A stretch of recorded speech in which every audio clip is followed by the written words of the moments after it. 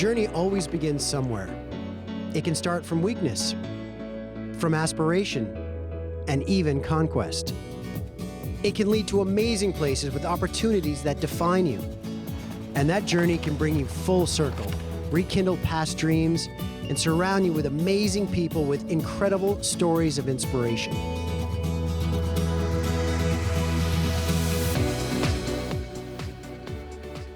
Hey everyone, welcome back to the Inspirational 30. I'm your host, Jim Gardiner. Thank you for joining us. This is the show where I get to sit down with some amazing people from all walks of life, and we're just chatting about ways that hopefully inspire you to be a better version of yourselves tomorrow than you were today. So today's show is about that quiet tap on the shoulder that we all get, that kind of voice inside that says, is this all there is in life? There's got to be something more. Am I fulfilled? And sometimes we listen to that voice. Most times people don't. But my guest today is a business coach who went through a variety of careers, hearing that and finally recognizing it to fulfill her full potential. So please welcome to the show, Jennifer Jayde. Thank you so much, Jim, for having me here today. I'm so excited to share. Well, it's great. I know we've been in contact for a while, so it's good to have you on the show. A like-minded soul like myself, and we're here to help people actualize themselves, right? So you are from Vancouver Island originally, correct? Yeah, my hometown is Nanaimo. I was born and raised here on the island. I love it. The Hawaii of Canada, which I think is an accurate description. Yeah. Good. And you're living in Victoria now? Yeah, so my husband and I are in Victoria, which is a stunning city, and just kind of getting our bearings and grounding ourselves there for a little while. Great. So let's talk about, before we get into Jennifer Jayde coaching, I mean, in the intro I mentioned your journey to this point here. And the one thing that I really love is, sometimes I've had guests on where they've had heartache, they've had disease, and they've had these huge kind of pivotal moments. You're coming at this from the other point where you've had successful careers for someone fairly young. I mean, you've done, and so I want to get into that, and we'll discuss that voice inside, but kind of give us a little bit of background on some of your prior experiences. So I remember having this inner fire, very driven, very passionate from a young age, and I think it was from starting with very humble beginnings and realizing that my perception was anything that I wanted in this life I had to get for myself. And so it started with lemonade stands and newspaper routes and worked my way up from there. What I thought was, when I was younger, and as we all do, maybe at some point in our lives, is that the more money that I had, the more success that I had, the happier I would be. So even though at 17, 18 years old, my dream was to travel around the world and take photos for a living, I put that on the back burner and I pursued finance, and I went into mortgages instead. I thought that would bring me more happiness, more money, more success. And I literally remember thinking, if I can't do what I want, I'll buy what I want. Interesting. If I can't do what I want, I'll buy what I want. Yeah. So for me, that was travel and things like that. And so you were mortgage brokering for how long? So 2 weeks before my 22nd birthday, I was 100% commission-based mortgage broker. So I was responsible for networking, connecting with realtors, bringing in my own clients. I could have zero income 1 month, 2 months, 3 months in a row. I had no idea. I was terrified. Sure.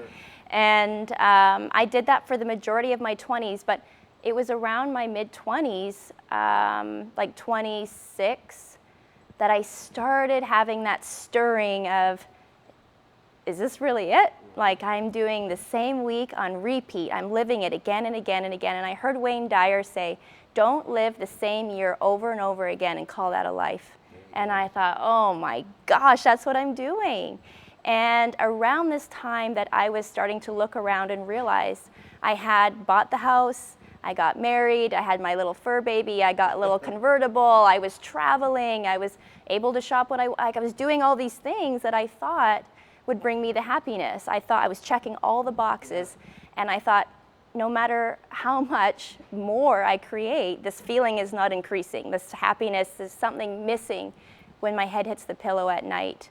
And it was around this time that I experienced a personal loss in my family, which was the big wake-up call. So that was a catalyst for a pivotal shift. Yeah. And then in that moment, it became clear that I need to do something else. So I was that stirring was coming. It was rumbling up, and then when I lost this, it was a family member, and we lost him to a terminal disease. He was 42 years old. He had 2 little girls that were 6 and 8 years old, and I remember getting the news and dropping to my knees. And it was when all those quotes that you hear, like live life to the fullest, and you only live once, and I believed all those, and I was posting those on social media, but then I was trucking back to my job that I didn't. I was selling my soul by the dollar, by the day.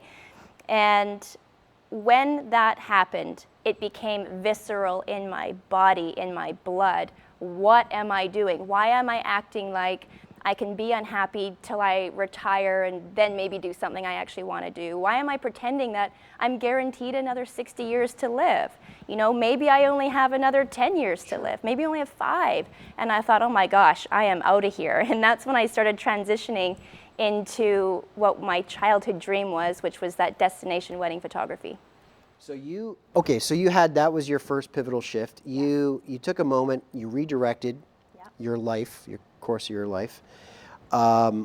Was it fairly instantaneous when you made that decision, or was it kind of you were doing this and then started to kind of formulate a game plan for this at the same time? Yeah. I'm so happy we're touching on this, because in the brief story it sounds like, oh, I just decided I was going to go follow my dreams and la-di-da, off I went. No, it was terrifying. It was agonizing. I lost sleep. I had sweaty palms. Like, what am I doing? I was questioning myself. Am I going crazy? I was filled with self-doubt. And I transitioned over the course of, I would say, a year of not only wrapping my head around, am I really going to leave my finance career, the clientele that I had spent 5 or so years building, which was now repeat business. Like my business was almost on autopilot at this point, and I had success and I had things coming in. I really just gonna be like, throw that away and go try and pick up a camera and make a living doing that.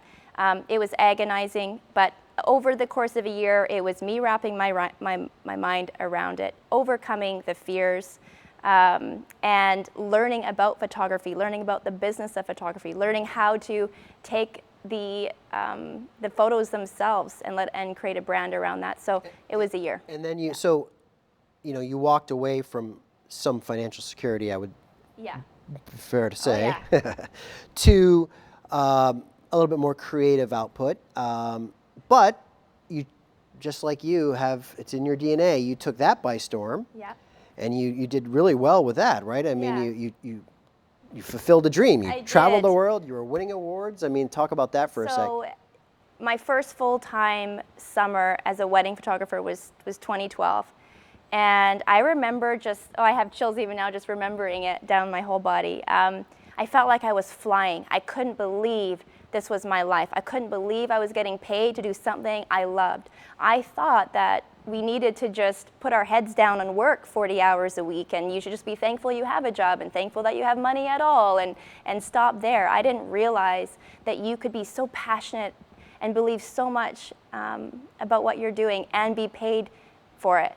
And to travel the world and to win awards, I thought and I remember I actually had the thought in 2012, and I stowed it away, but I remember after that first full-time summer living my childhood dream, I thought the only thing that could be better than this would be showing other people how they could do the same. But I was like, what's that mean? And I tucked that away and got back to work. Yeah. Okay. So as your photography is continuing along, that tap resurfaced on your shoulder, right? So, again. Yeah. Oh, again. And so, like all of a sudden it just kind of was a seed, and it just started to kind of Oh, it's take just root? that inner like, I know. hi, hello, not doing this anymore. And it's just kind of like the passion started, it was like just slowly dripping out. And I thought, no, where are you going? Come back. And again, circling around the self-doubt. Am I ungrateful? Oh my gosh, I was being paid to shoot weddings in Hawaii, Australia. How could this not be good enough for me? What's wrong with me? As I mentioned to you, I've had these same inner dialogues, and you know, at times it always feels like we're self-sabotaging our destiny in a sense. Like we've created this, and it's almost like we're destroying it Yeah. with a lack of passion. And it's funny because it just, when you're not fulfilled, that passion does sort of leak out over time. And I think it's more so with people that are very driven and very focused, that they can do this and they can get wrapped up in that. And then when the dust settles, it doesn't have any clinging power. It just starts to dissipate. Yeah. You know, I mean, let's talk about that. What can you say to some people at home maybe that are thinking this? You're bringing up such like the best points, because I hear this a lot with friends, family, with clients, and that is, I thought I was going crazy. I thought I was self-sabotaging. I thought there was something wrong with me. I thought my spouse was just saying, you know, pick a job, pick a career. Why do you keep bouncing around? And what I can say is, all of these things are stepping stones to what you are called to be doing, what you are meant to be doing. Like, I thought, why did I waste all that time in finance when I knew from the start I wanted to be a photographer? What a waste. And then I realized, oh my gosh, if I had left high school and started a photography business, there's no way. It would have flopped. I had no business sense, nothing. So they're all stepping stones, and really looking at your path as unfolding exactly how it's supposed to be. To the self-sabotage, I totally thought that. I thought, you know, here I am, my finance business is finally at this place where I have these repeat clients and I don't really have to work as hard at networking, and maybe I have this thing where I just can't surpass this certain level of success before I have to throw in the towel and try something different, because here I did it again with photography. I was winning the awards. I was traveling to my dream destinations to shoot these weddings, and I'm going to throw in the towel and start something else. And so for anyone that can relate to, you know, wanting to move around from a different career to a different, or trying this or trying that, listen to that. You know, don't second guess yourself. I know that's the go-to, is second guessing and doubting and something's wrong with me, or I have a short attention span, or I have ADD, or you know, whatever it is. And my message is, no, listen to that inner guidance and take it. And so, and I 100% agree. Yeah. Now, how do we, and this is part of how you deal with your coaching, but you know, then the trick is, okay, how do I make those decisions around the requirements of life? You know, married, have kids, you know, financial responsibilities, and it definitely becomes a you know, a tricky puzzle to figure out.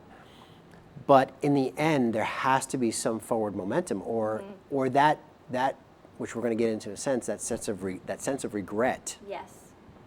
Is going to have its grips in you, and it's never going to let go. Yeah. Right? Yeah.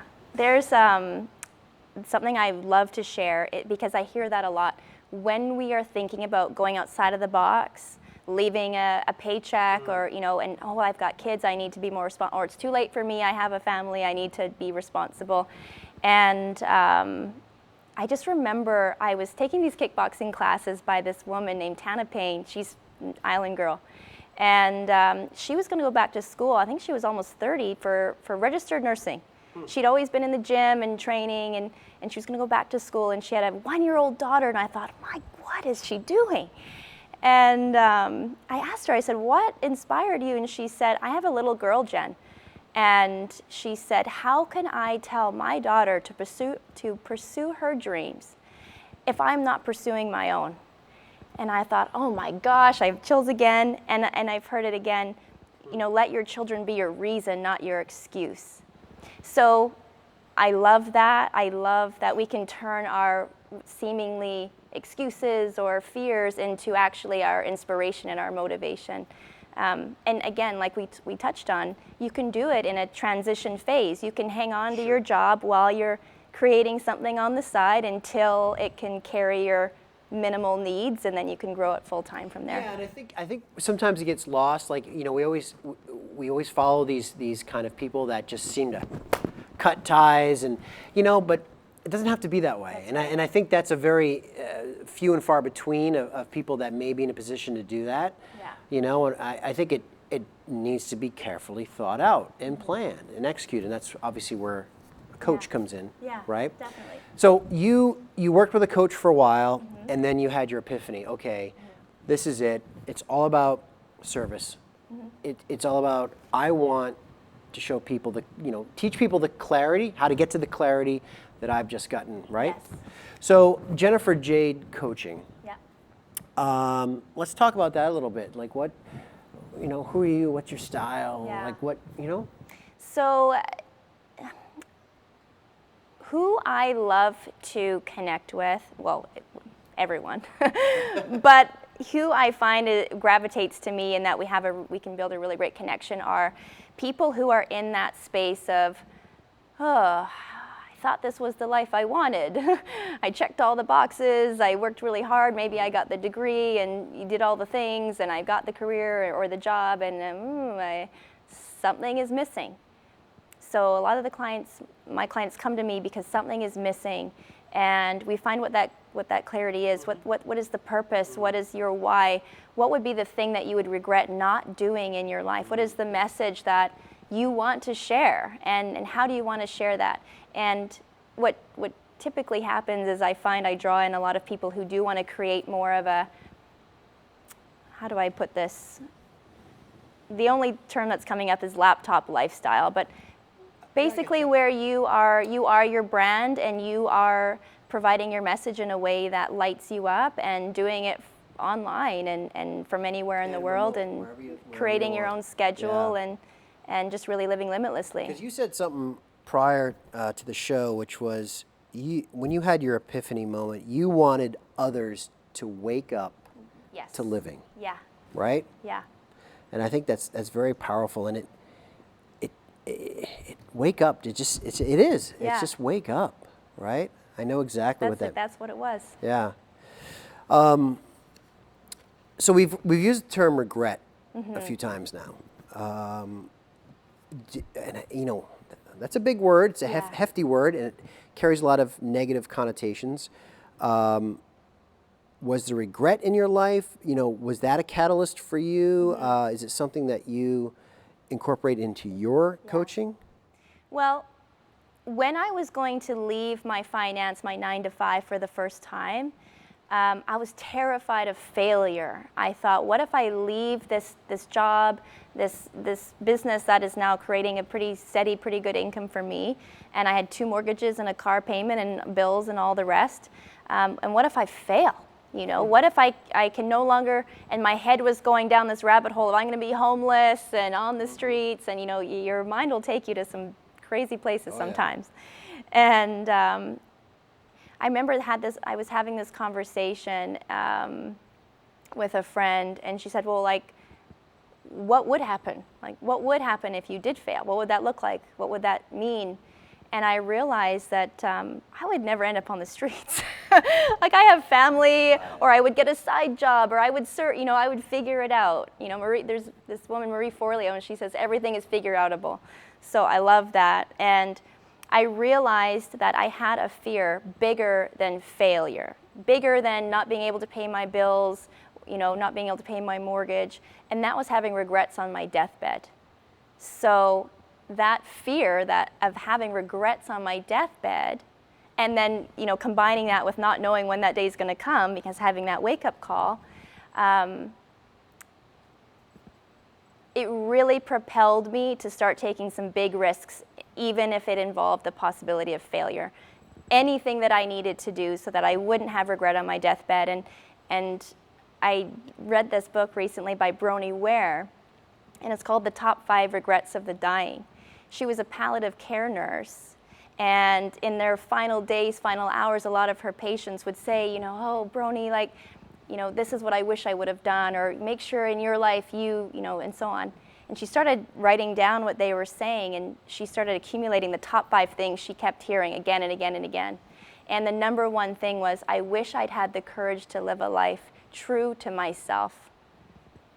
Not what society said was successful, not what would have made my parents proud or my husband happy or, paid the bills. I wish I would have lived a life true to myself, my calling, what I wanted to do.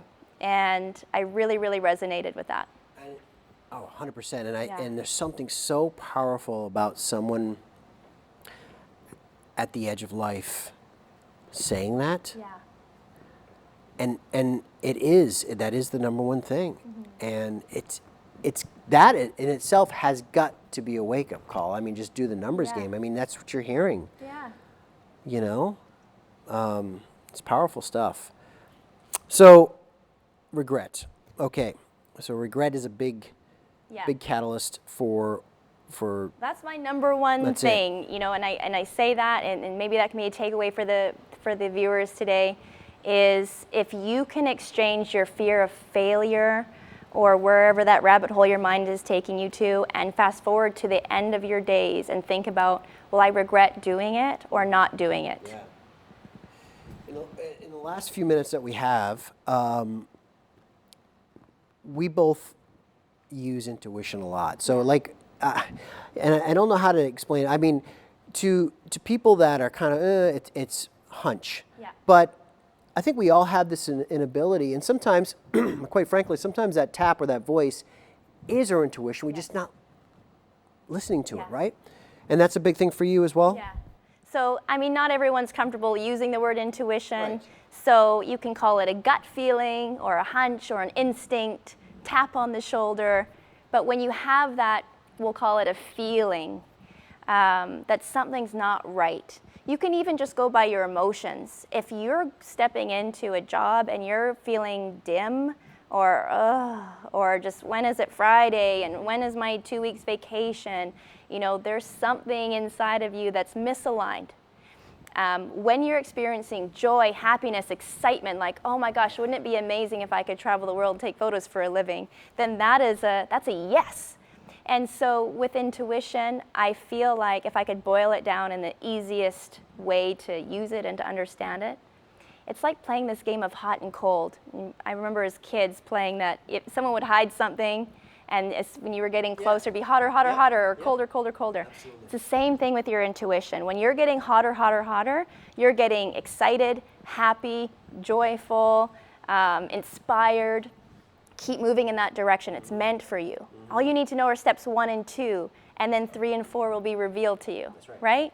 When you're feeling dim, lethargic, tired, sad, you are getting colder, colder, colder, colder. So it's time to start evaluating what would bring me joy, what would bring me back into alignment. Yeah, because you mentioned the word alignment, and that is huge. And when you're on that right path, everything just happens. And then the other things, the magic happens. Yes. And those should be the reinforcing things to people to say, hey, I am on the right path, Yeah. It's like stepping into your flow. Yes. And then you start to get this green light and that green Yep. light, or you make this connection, or this happens for you, and you just keep going. You get that momentum. You have A, B, and C happening. You're like, oh my gosh, And then, which we're running out of time, but then you always have to just trust the outcome, right? Yes. Trust the outcome. Trust the outcome. Okay. Well, unfortunately, we are running towards the end of our journey together today, anyway. So I want to put you on the spot real quick. Okay. 5 questions. Okay. Let's do it. Let's do it. What's the one word that describes you best? Ooh, I'm going to say, because I don't think they actually said this, anything is possible. Okay. Most impactful decision of your life?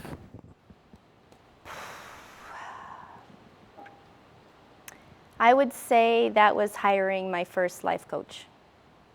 Mm-hmm. If you were to have kids at some point with your husband, years and years and years from now, and they were grown up and they saw a picture of you, what would you want them to think of you and your journey yet to come? Oh my gosh, it's going to make me emotional. I would want for them to feel inspired, boundless, infinite,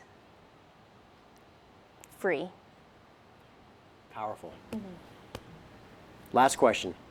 I want you to look in that camera, okay? And I want you to tell the viewers at home that have been getting tapped and have this whisper inside and tell them something to do about it.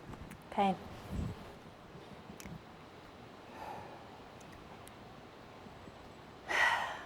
If you are feeling that tap, if you are feeling that misalignment, that drain, that sadness, that wishing for the weekends or vacation, I implore you to explore what would bring you joy, what inspires you, what would bring you great happiness. Because when you are lit up from the inside out, you light up the world around you. Wow. Beautiful. Thank you for taking the time with me today. Thank you for having me, Jim. This is so important to me to share this message, and I'm so grateful for what you've been doing with this show. Thank you. Thank you very much. And to the viewers at home, I think we all have our duty. It is our duty to live the life that we were designed to live. Because as Jen says, it does light up the world. And we all know that we want to change the world. Well, then you just change ourselves. That's all we can do. The better that we are, the lighter that we shine, the brighter the world shines. And so I'm like myself, I'm like Jen here. You know, we just have to listen to that voice, make a change, and trust in that outcome will be the one that's supposed to be there. So thank you for watching, and we'll see you next time on the Inspirational 30. Cheers.